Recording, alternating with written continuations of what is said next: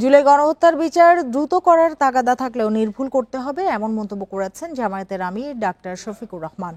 শনিবার আগারগাঁওয়ে চীন মৈত্রী সম্মেলন কেন্দ্রে জুলাই শহীদ পরিবার সোসাইটির স্মরণ সভায় কথা বলেন তিনি। সভায় জুলাই যোদ্ধা পরিবারের সদস্যদের কোনো রাজনৈতিক দলে যোগ না দেওয়ার আহ্বান জানান এনসিপি নেতা সার্জিস আলম।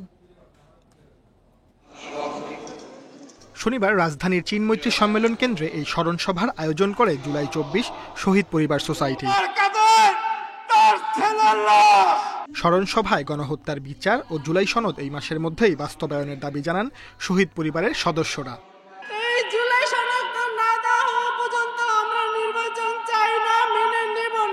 এই বিচার এবং এই জুলাই সনদ, এই দুটোই হচ্ছে শহীদদের সম্মানার্থে সবচেয়ে বেশি জরুরি। এখন শহীদদের কোনো বিনিময় হতে পারে না। রাষ্ট্রের কাছে আমি আমার বড় সম্পদ দিয়েছি, রাষ্ট্রের কাছে আমি আমার সম্পদের বড় সম্মান চাই। জুলাই যোদ্ধা পরিবারের সদস্যদের কোনো রাজনৈতিক দলের না হওয়ার আহ্বান সার্জিস আলমের। দয়া করে আমার এই শহীদ পরিবার যেন কোনো দলের না হয়ে যায়। যেদিন আপনারা কোনো দলের হয়ে যাবেন সেদিন আপনারা আর আপনাদের অধিকারের জন্য কথা বলতে পারবেন না।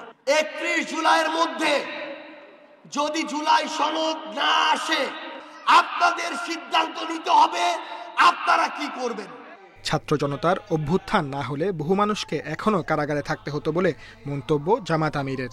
তারা জুলাই সনদের কথা বলেছেন, এটি তো বাংলাদেশের 18 কোটি মানুষের মুক্তির সনদ। যদি জুলাই যোদ্ধারা জীবন বাজি রেখে তাদের জীবন দিয়ে আমাদেরকে পরিবর্তন এনে না দিতেন, আমরা এখানে বসতাম নাকি আমরা কেরানীগঞ্জে থাকতাম, আমরা কাশেমপুরে থাকতাম। গণহত্যাকারীদের বিচার দ্রুত করার দাবি জানিয়ে জামাত খোলাসা করে বলেছে তারা অন্যায় ও অযৌক্তিক বিচারের বিপক্ষে।